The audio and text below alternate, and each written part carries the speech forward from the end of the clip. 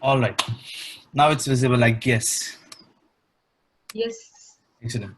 We're going to have a very short session.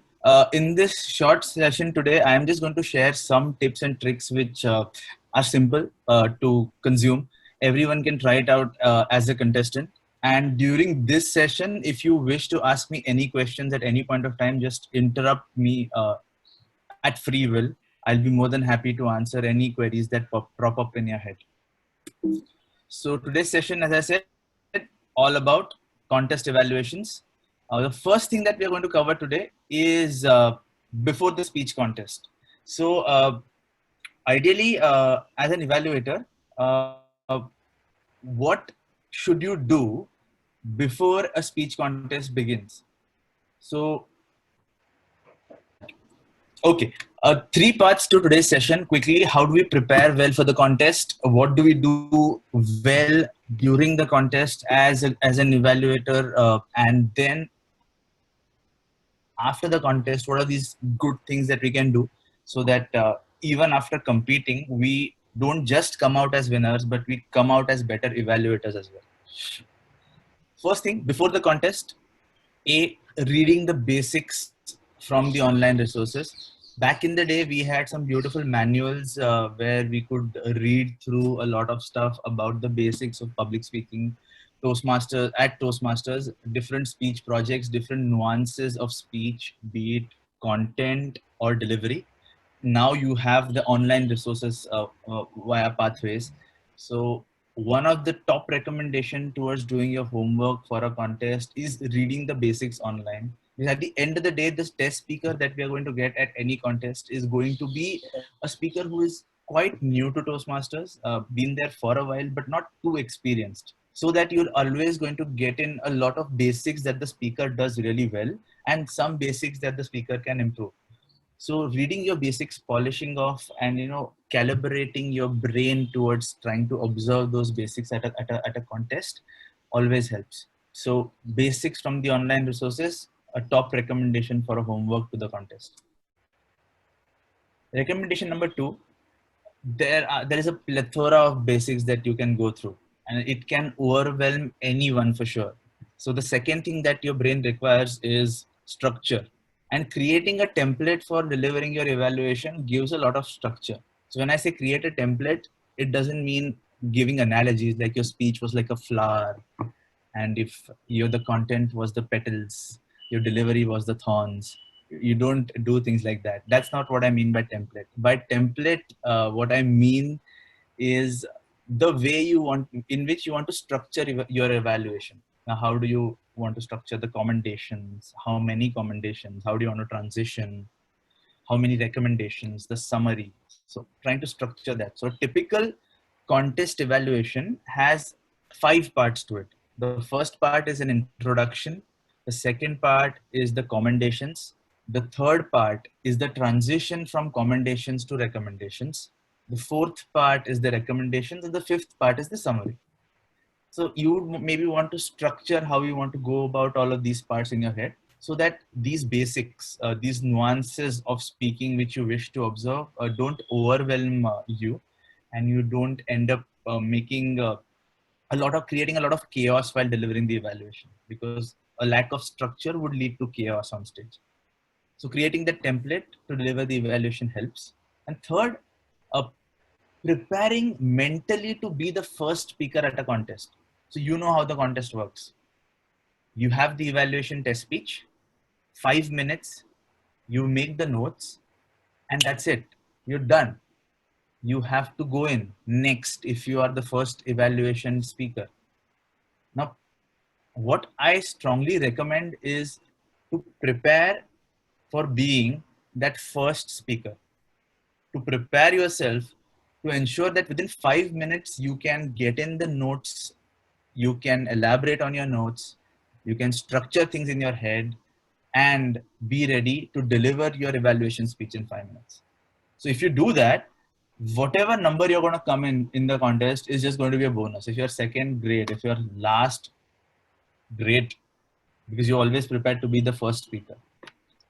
So preparing mentally towards being the first speaker is important. And at the same time, if you do your homework well, if you have created the template as the first and the second point, of being the first speaker would not be much of a challenge because you have everything structured in your head.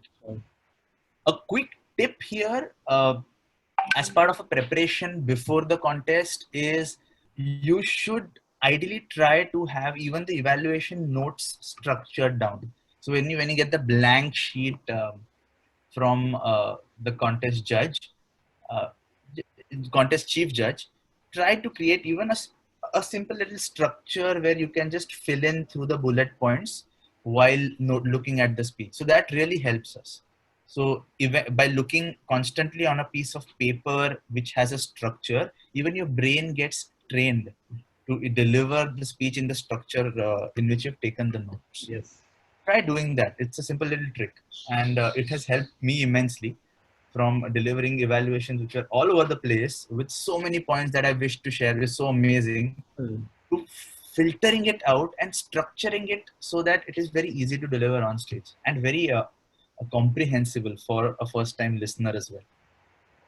So before the contest, these are some tips. Next stop is during the contest, what do we do as evaluators?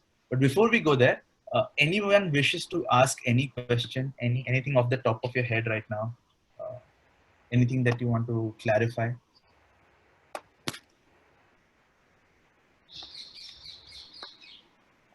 I'll take the silence as a no.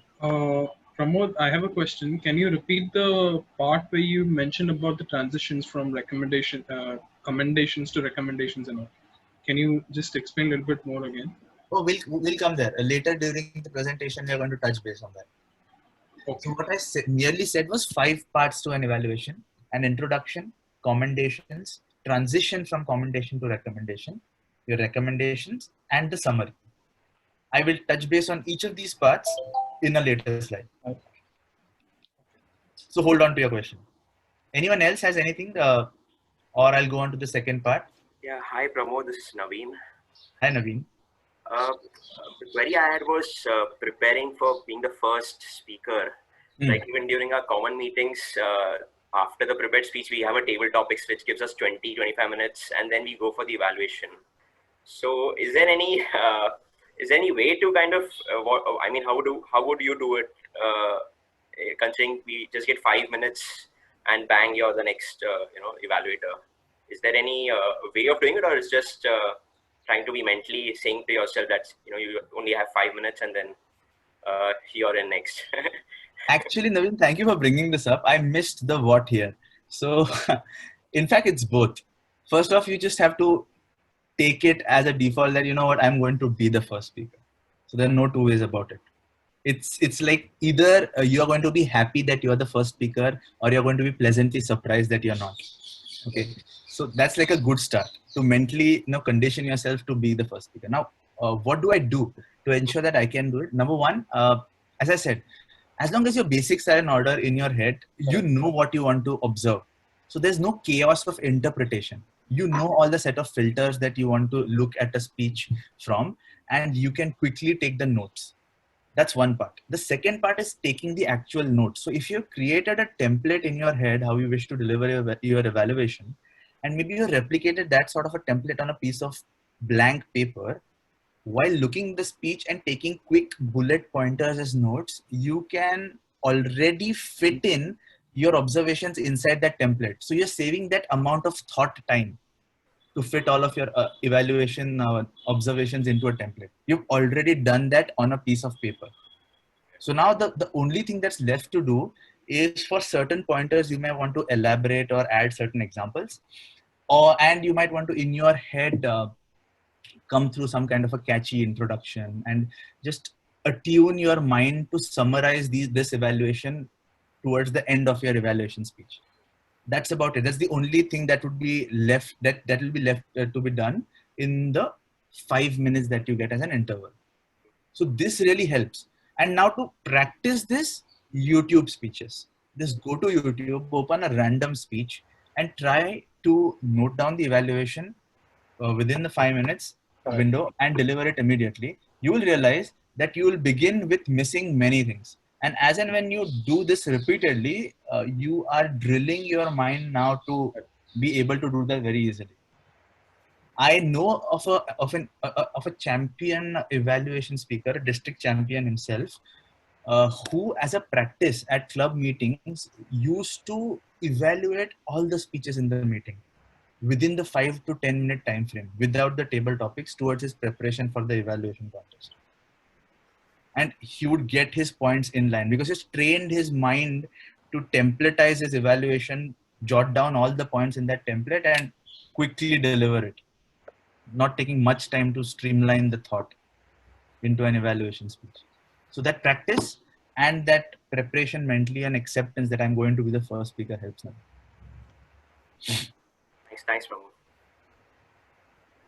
Jumping down, during the contest, yes, we take out our binoculars and we start observing the speech, the speaker, everything about them. During the test speech, I have always stressed on this, that as an evaluation contestant, you are the audience first and next a contestant. And as an audience, I would always, if I had to really understand the psyche of any speaker, the thought behind any speech, the bond between the speaker and the speech, I would try to first observe, yes, but enjoy the speech as well. If we merely look at a speaker and his or her speech through the lens of being an evaluator, we might miss out on the most crucial aspect of any evaluation, which is the relevance, the bond between the speaker and the speech. And what that bond brings out is the good qualities of the speaker, the ability that you get as an evaluator to understand what the speaker is truly good at and how can he improve not just as a speaker, but also improve that specific speech. Good evaluators don't just tell the speaker about the speech that they deliver. They try to even capture the strengths of the speaker herself or himself and help them transition those strengths onto that same speech. So you might not end up evaluating the speaker per se, but you might end up gauging the speaker's strengths and scopes for improvement and help them fit it into that speech, which establishes relevance beyond the common folklore of body language, vocal variety.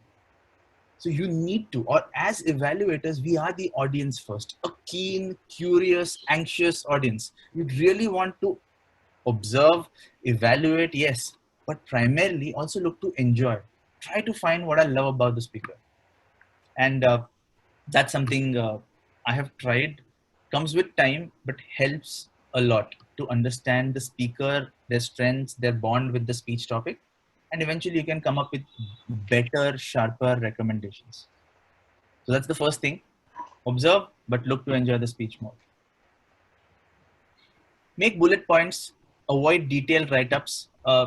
Goes without saying, while observing a speech, if I immerse myself into writing detailed notes on a sheet of paper or typing it on a computer in today's world, in the online world, I might miss out on a couple of sentences, maybe a short anecdote or a smart part of the speech. So to avoid doing that, we may end up with an argument which says, oh, I'm a multitasker. I can observe, listen, see, write. But I feel at the end of the day, the speaker deserves more attention than your scratch board or your notes. So I'd rather make bullet points and avoid detailed write-ups while I'm when I'm observing an evaluation test speech. Third, taking a few moments just after the speech before you begin writing the detailed evaluation. And this point is more like a tip, but I would want to bring it forth for a simple reason that it is very closely attached to the first point where I said that the ability that we can have as evaluators to understand the speaker's bond with the speech and enhance it. Right after you've seen any speech, you always get that first feeling, that first impression about the speech. It can be, whew, that finally got over, or it can be like, wow, or it can be, very interesting. There will be a range of thoughts that go through your head as an audience, as an evaluator. And it is essential that we capture them instead of as soon as the speech finishes, just start typing or start writing the detailed notes, because you know you're on the clock. It's just 5 minutes left. But taking those few moments, calm few moments to just close your eyes, absorb the complete emotion that you felt attached to this speech, and then start writing will give you an emotional edge of giving your evaluation that extra touch of understand the speaker and that extra degree of conviction. Because if immediate, and it's simply playing with our own minds. Imagine as an evaluator, right after the speech, I really felt, oh, that these couple of points were really interesting. Yeah, nice speech. And when I go on stage and I say that, you know, these couple of points were really interesting, nice speech, you actually mean it. And along with that tone that you deliver on stage, there is a degree of conviction attached, which is very important for an evaluator. As against just going on stage and saying, you know what, these 2 points were great, I loved them. There's no conviction there because you maybe did not really feel that. So it's essential for us to capture all the emotions that are attached with listening to such a speech and go on stage and use that to enhance our conviction as evaluators. So that is something that is another tip that has helped me to take a few moments after the speech, just absorb it in my mind, feel all the emotions, just maybe quickly rewind all the salient aspects of the speech, you know, what stood out for me. Oh, cool. Absorbed all of that, start writing. So that's something that has helped me during the test speech. Any questions before we move on to the evaluation speech part, where we deliver the evaluation? Hello, Pramod. I would like to request with you to elaborate first point as you were saying, observe Hindi, but look to enjoy the speech more. I didn't get, I mean, what do you mean to say for this point? What I meant by observing keenly but looking to enjoy the speech was many a times when we want to just look at a speech from the lens of an evaluator, we are just going to be very restrictive, you know, very focused only on being an evaluator. We're going to, okay, I'm going to note down what I liked. I'm going to note down what I did not like about the speech. I'm like very focused on that. But there are many other aspects of the speech. There are emotions attached to the speech, which someone might not say on stage. You can only feel that if you just let yourself enjoy the speech, absorb the emotion. The second part is understanding the speaker's bond with the speech. If I just focus and look at the speech and say, this is what was great, this is what was not that great, I'm missing one crucial part. Did the speaker have conviction in delivering that story, that message? What was the bond of that speaker with the message, with the speech? You would never understand that unless you're open to even absorbing emotions which are not usually even conveyed with words. To give you specific examples, you will, and you would have already felt it, Raj. When you listen to some speeches at Toastmasters, there is something about the speaker and the delivery where you saw that, this means so much to the speaker.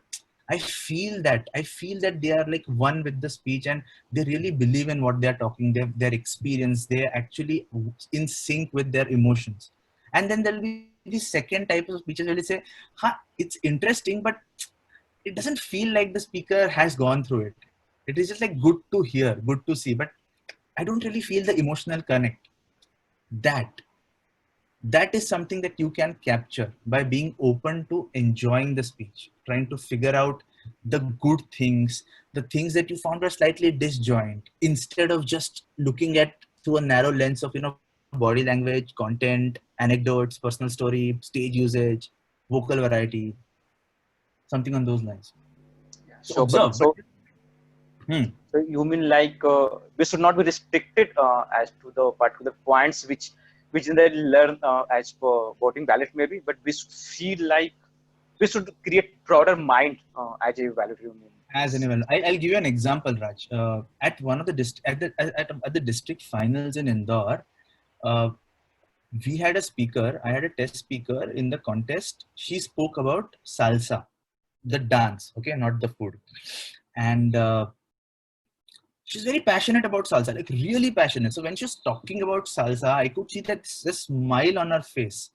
There was this very happy smile on her face when she's talking about her experiences. It was almost like it felt through her face that in her head she's imagining those experiences again and feeling happy about dancing, her story, and she's sharing it with like an audience of 500 people sitting in the audience, in the auditorium. So during my evaluation, one of the pointers in commendation, I told her under impact, I said, no, what created the best impact for me as the audience was you were a speaker who is so passionate about salsa, and you were speaking about salsa on stage and sharing your story with like this 500 people. That was like the best part, because the excitement, the expressions, that there was nothing special about it, but it was something so genuine and something full of conviction about it, that I felt this is what made it the most interesting speech to hear. So you shared something that you would have rather missed because it doesn't fall under body language. It doesn't fall under vocal variety. It doesn't fall under personal story. It is something very implicit. It is not an explicit point. And this implicit factor is what made her speech special for me. And I said it out in the evaluation because I felt it. This is something that you can start capturing, Raj. So that is what I was speaking about. Sure, Pramod. Thank you. Eventually, during the speech, I'll keep it brief, but I'll tell you what again helps me. A, setting up a nice little introduction, what connected me to the speaker. Okay. Secondly, why is it needed as an introduction? Simply to achieve a degree of credibility. You have never met the test speaker. Chances are 99 and 100 times. You have never spoken to them before. They are a surprise. And sitting in the audience, okay, why should they listen to you? It's just like a random person coming to you and giving you advice. That's what our mind is conditioned to be, okay?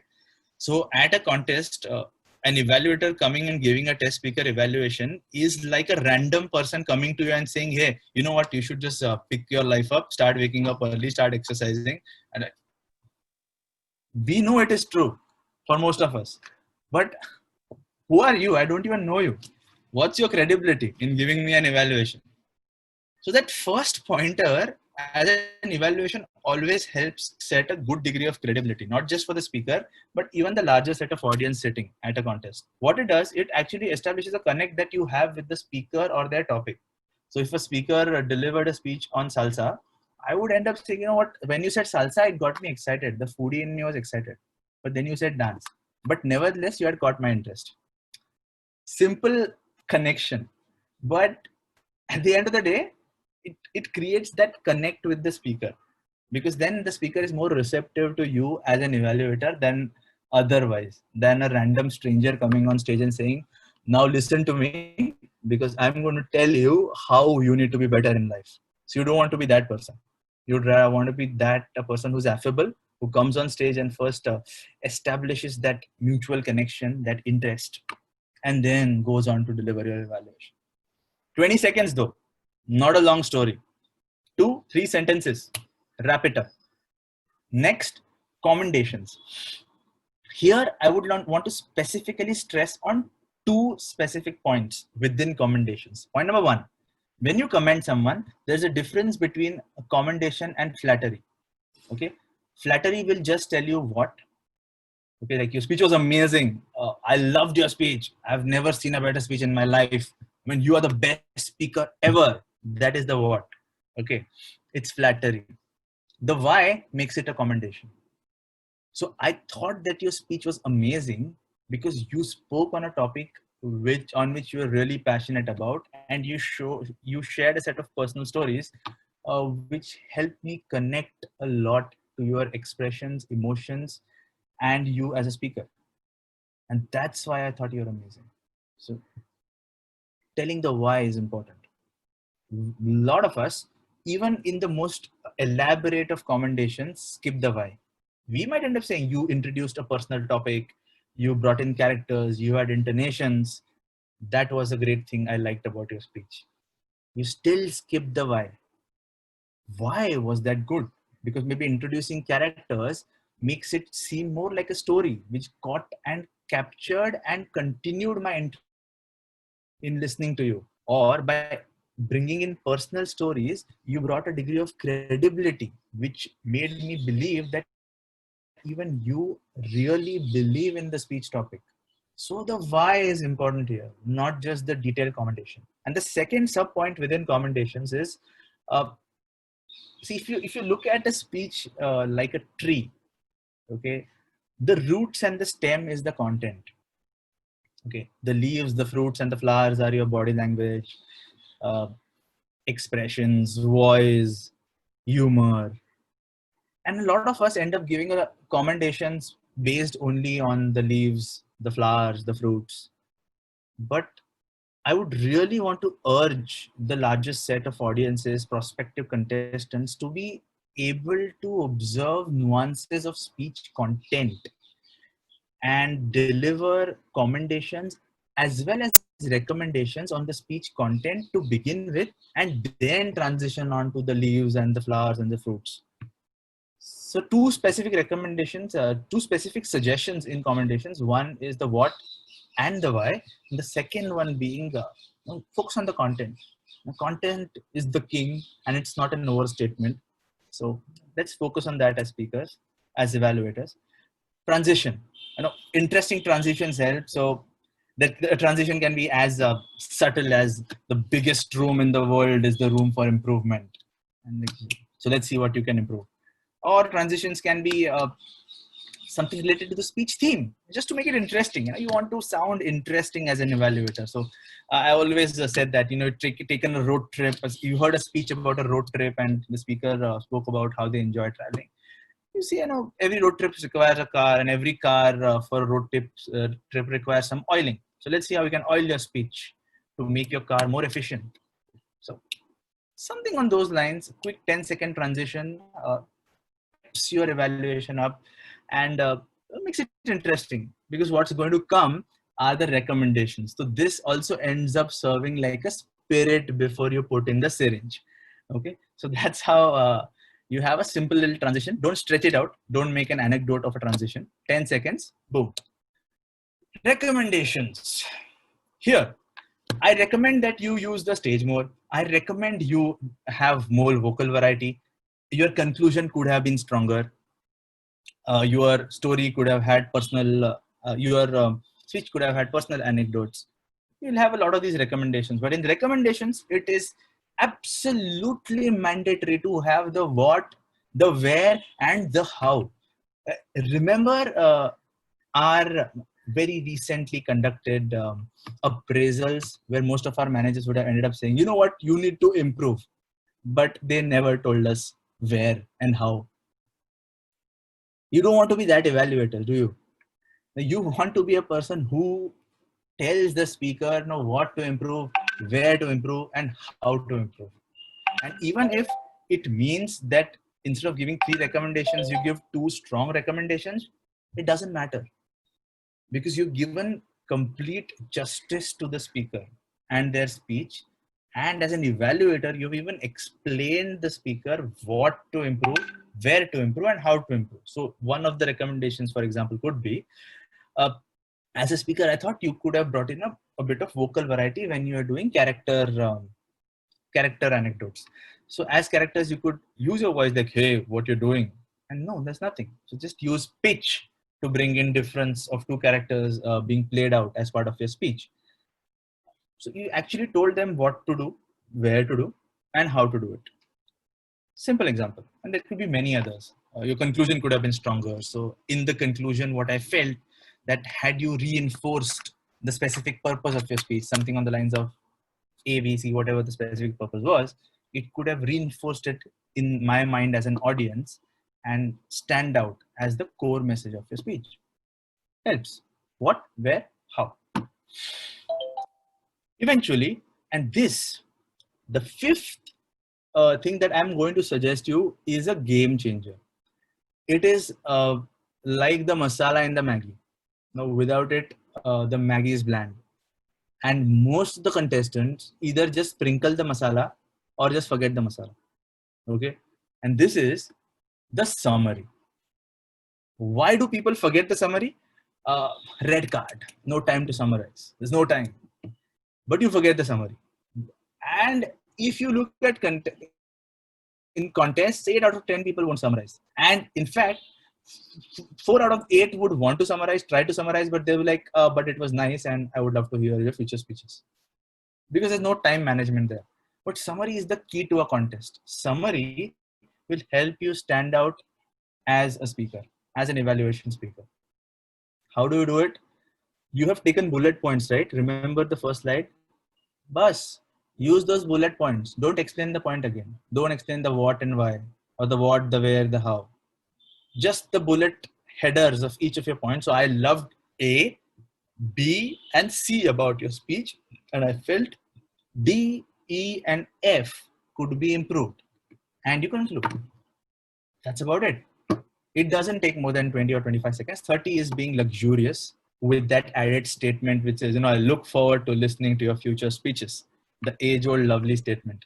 So just got 30 seconds for that. But summary, if you bulleted stuff out, 3 minutes, 15 seconds, you will nail the evaluation to the T. Any questions? Yeah, I have a question. Ranga here. Yes. Yes. Yeah, Pramod, see, in the north. Sir, can't hear you. Is it me or? Yeah, is it better? Yeah, much better. Yeah, what I was saying, in the normal. Hello. Yes, we can hear you, sir. In the normal speech, the speaker normally shares with you the objective and things like that, which also have meaning, which are part of our evaluation. Yes. In a contest, probably that we don't have that opportunity because we don't know. Correct. Yeah. So that much will. Sir, couldn't hear you for the last 5 seconds or so, 5 to 10 seconds. When is the last sentence? Yeah, what I was saying, but normally with that speech objective, we are able to give that extra advantage to the speaker by advising. So that opportunity is probably lost here. I would rather say, sir, that here you have the entire playground for yourself and not just the 30-yard circle. You can set the field as you wish to on this playground. So as long as you know, sir, what are these basics? As I said, right, the first point that we mentioned was just going through all the basics of public speaking through our manuals. So you'll find the most basic of structuring your speech, using simple words, having a general specific purpose, then to have using these analogies, metaphors, rhetorical devices. And then you'll find the basics of hand gestures, facial gestures, basics of pitch, pause, rate, pace, then basics of researching, using props. So what you now have is every field position in the book and the entire ground to yourself. If, sir, you have a template wherein you know that you don't want to go too complex, focus on the basics and observe the basics, it tends to be much simpler, Ranga, sir. Because now you're not bound by a specific set of objectives. It is up to you what you want to highlight. So as long as you're prepared, as long as you have a nice little template ready under which you're going to observe the speaker and take notes, it's going to be very focused.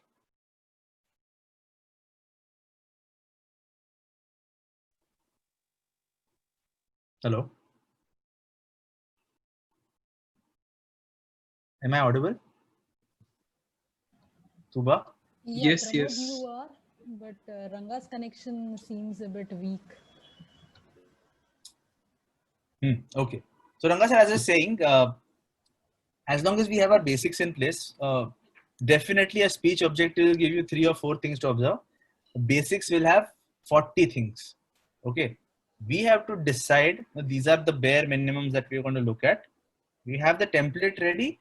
You still know the objectives. And this time the objectives don't come from the manual. They come from your preparation on your template sheet. So that helps you focused while you observe any test speech. Anyone else has any questions?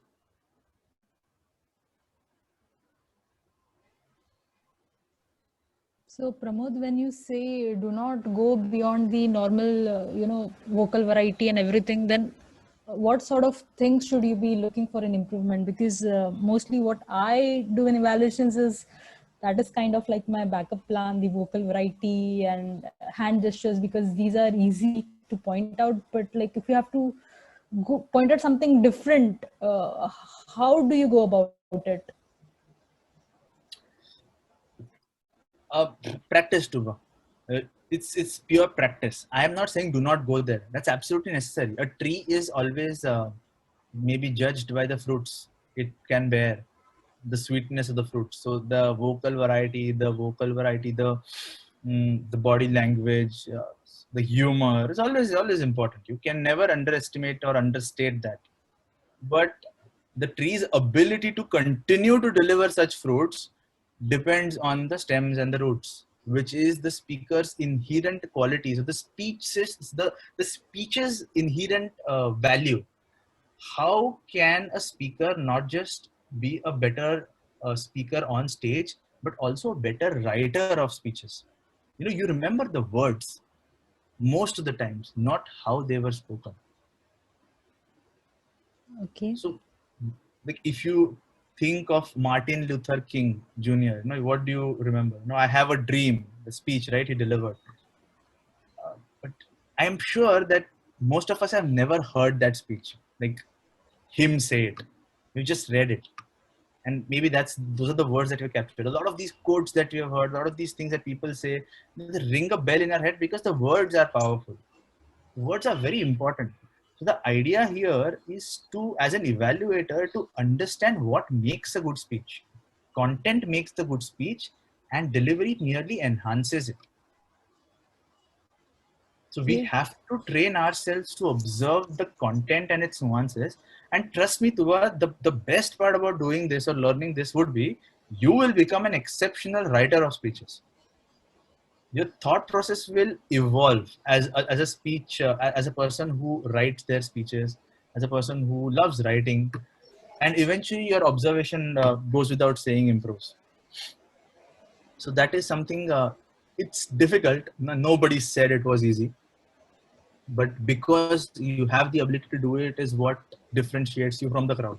So it's something that we should all yearn to reach. Thanks, Pramod. Pramod, I have a question. Yes, Hassan.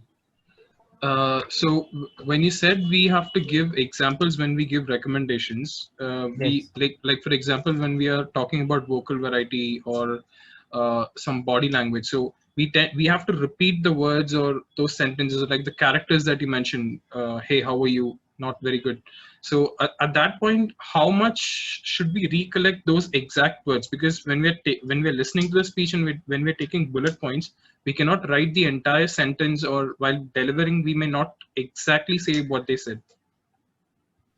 Remember the phrases, not the sentences. No one is going to judge you on your congruence with what was actually spoken. People would rather admire the fact that you have brought something up which helps them connect the dots to a specific part of the speech and delivering a recommendation against it. So if a speaker said, hey, what's up? And then you gave a recommendation saying, when you're talking, we deliver, you say, you could have said like, hey, how are you? It doesn't matter with the what's up being how are you. But the point is taken, and it's easier for anyone to connect the dots to where exactly you're pointing out. That is the intention. It helps you with the where. That's the whole intention. You don't need to be absolutely congruent with what was spoken. You can deviate. You can be similar. You don't have to be exactly the same. Okay, thanks, Pramod. Hi, Pramod. Prashant, hi. Yeah, hi. Is it necessary to give a minimum of 2 recommendations? If I do not find a recommendation, if the test speaker is very good, he's an expert, and I am struggling to find a recommendation. Okay, it's a nice question you asked there. We're talking contests right now, Prashant. So in the contests, your recommendation part is only 30. Okay, you should know that. Of the 100 marks on the judge's sheet, your recommendations is only 30. Your speech analysis is 50, which is usually the commendations. Okay, your recommendations is just 30, and in the 30, what is a typical mindset of a judge is 3 points, 10 each. Dunga main. If it's 2 points, 15 each dunga. So by reducing points, you're gambling a lot. So imagine if you had 3 average points, you will get 7 on each out of 10. Imagine, hypothetically, which will get you like a 21 on 30. Okay. But if you just had 1 point, say, and it was average, they would end up giving you somewhere 15, 18. So you're losing out there, number one. So if it's a contest, I seriously invite you to train your mind to unearth points if required, derive points from your observation, and put forth as an evaluator, at least 2 of them. One thing that can help you do that is first, accepting the fact, and this is very important, that no speaker, however great, skilled, and amazing as a public speaker or at their skill as a speaker at Toastmasters or during that speech, you are the audience. You have the right and you have all the ability to give a recommendation or a commendation. Because every speech is delivered for the audience. And if an audience feels that there is something that can be improved, that is an opinion which cannot be taken lightly. Each opinion counts and your opinion matters. You cannot underwhelm your ability by saying, you know, such an expert speaker, I have not yet reached that level. How can I give him recommendations? No, you're an audience and you got to be a demanding audience there. Everything that you feel about the speech, every opinion that you have matters to the speaker. And I keep repeating this. Now, 2 out of 100 people don't like your speech or you feel you could improve. That still makes 200 people out of 10,000, which is a big number. So you cannot ignore those 2. And if you feel that, you know, you're such an expert speaker, how can I give? No, just come out of that shell first. You feel that the speaker could have been more humorous. That is your recommendation. Then you got to tell him where they could have been humorous and how they could have been humorous. So you give out that opinion there. And don't just be opinionated, rather be evaluative about it. Tell them the what, where, and the how. So that'll help you. That mindset will really help you. And trust me, if you had to, you could even come out with 6 recommendations. Thank you.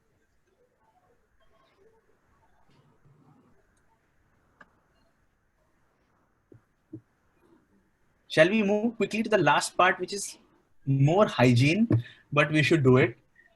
After the contest, connect with the test speaker. Why? To discuss your feedback and its relevance. You can always make a nice little friend with the test speaker. At Toastmasters, we are there to make friends. We have to definitely go and connect with new people that we meet. But more importantly, to discuss the feedback and its relevance. Now, why do I have to discuss that with the speaker? Did the speaker even find it useful? Or was I completely wavered and disconnected?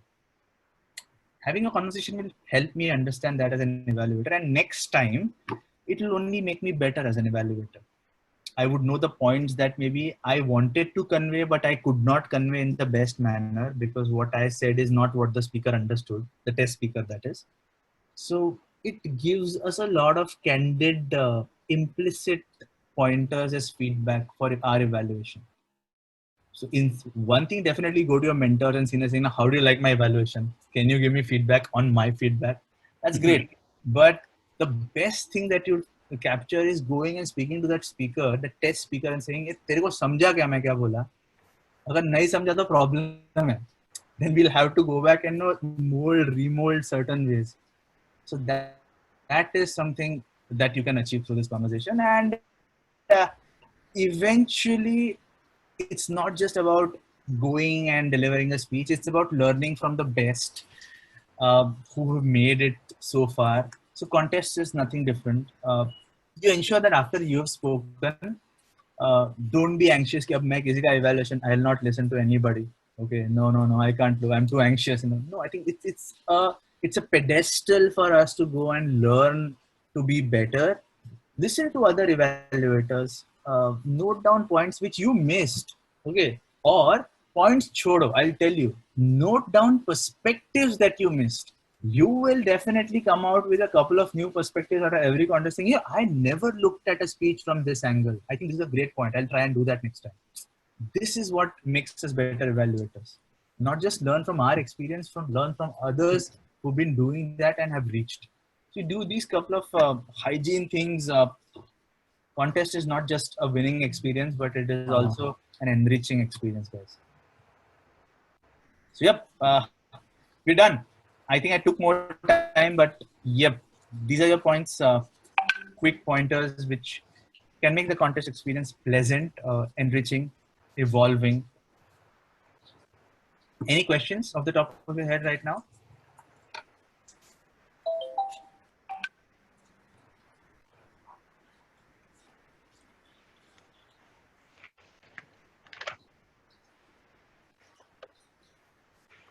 I will take the silence as a no. All right, guys. Tuva, you gotta Yes. forgive me for not just overshooting, but over bombarding the time limit. But I just hope that these experiences were over 4 years that I have contested. I just thought that I should not miss out on anything that I can share. So, Pramod, we are happy that you took this time to tell us, because really it was refreshing for us, because now we have a test speaker coming in. So I'm sure we'll try to use these points, and those were really simple points, and you being from our club and you being like, we know you, so it was easy to come up and ask you questions. So I think that sort of comfort level was also there. So thanks a lot. So we'll now move in to the test speaker, and before that, can I know who J8 is? If he's from the R club or no, please rename yourselves. With this, I'll hand over the control to our contest chair, Smriti. Smriti will take it forward with our test speaker and other things. Yes, Smriti, control is yours.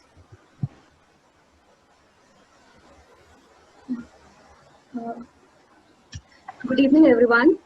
So we all need people who will give us feedback, and that is how we improve. This was once said by Bill Gates. I believe evaluations have always been a part of our life, right from school days, where every weekend we would go for PTMs. And out of all these evaluations, I think Toastmasters evaluation is the only one we really look forward to happily. And the credit of this entirely goes to the comfortable and constructive nature we have in here. And now to work more on this constructive culture and to be better evaluators, we have a session today.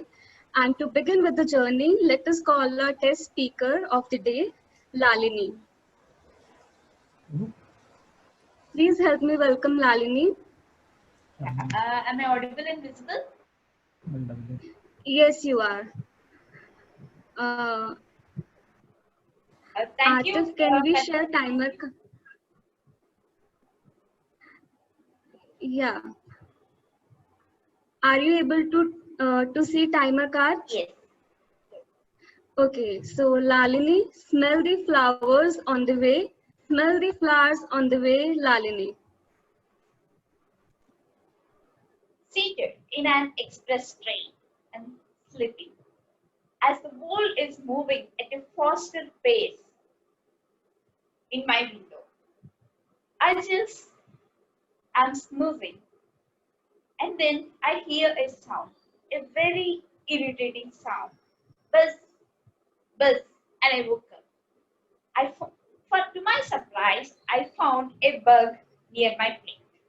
Just as any other normal techie, instead of looking through my naked eye, I picked up my phone and started zooming in to find what is the bug on my plate.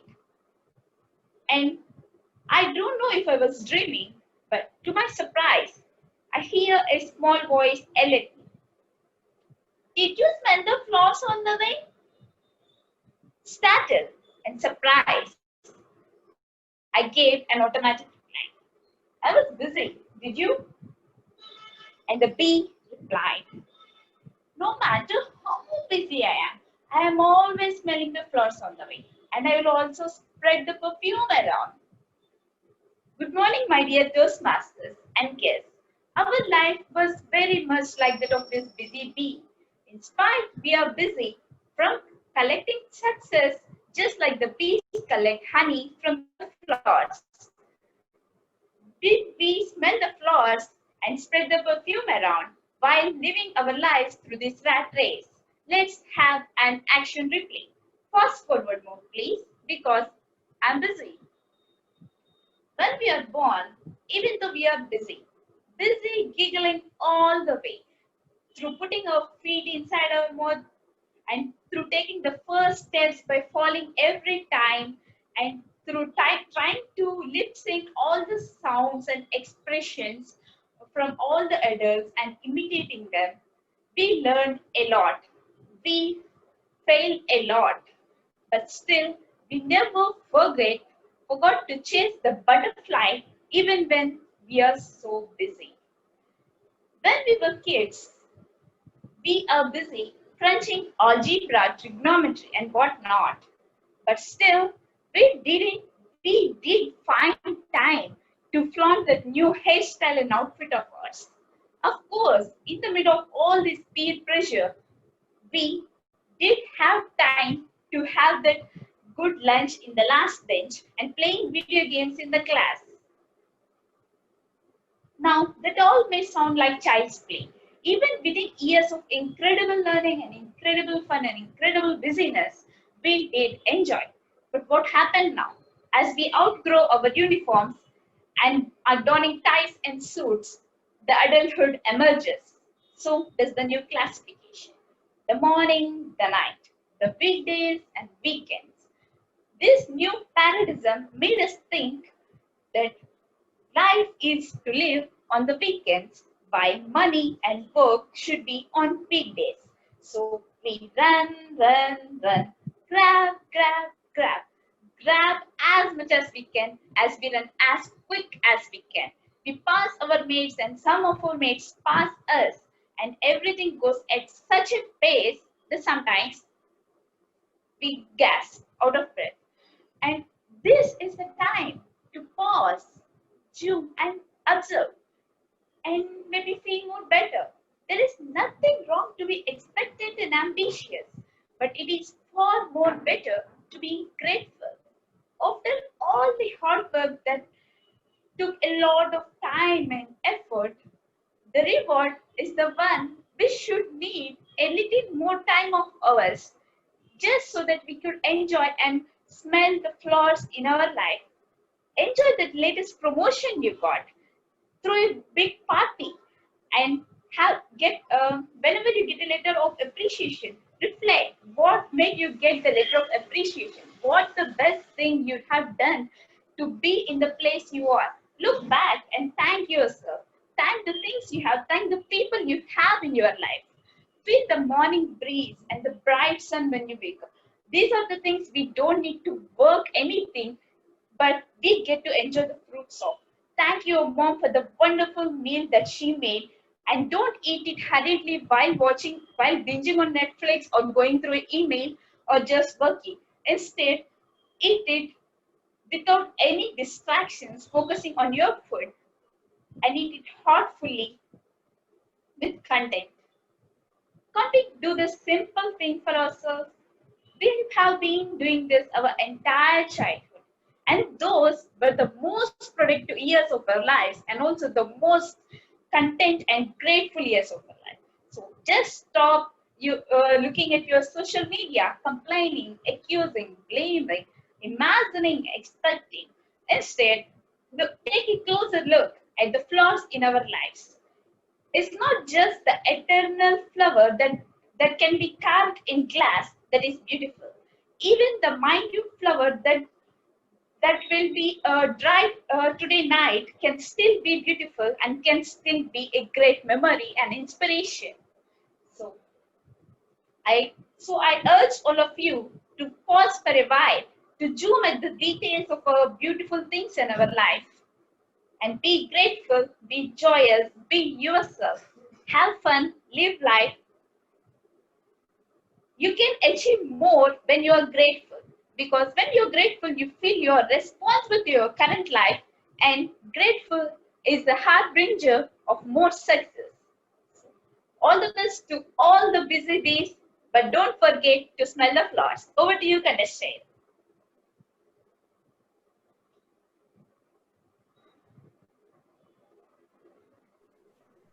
Thank you so much, Lalini, for giving us your time. And it was a great speech indeed. So now we'll take 5 minutes and all the contestants are requested to switch on their videos and they have 5 minutes to make notes. Once 5 minutes are over, they cannot make notes any further and they'll have to place your hands in a way it is visible on the screen. So we shall begin now. Atif, please let me know once 5 minutes are over.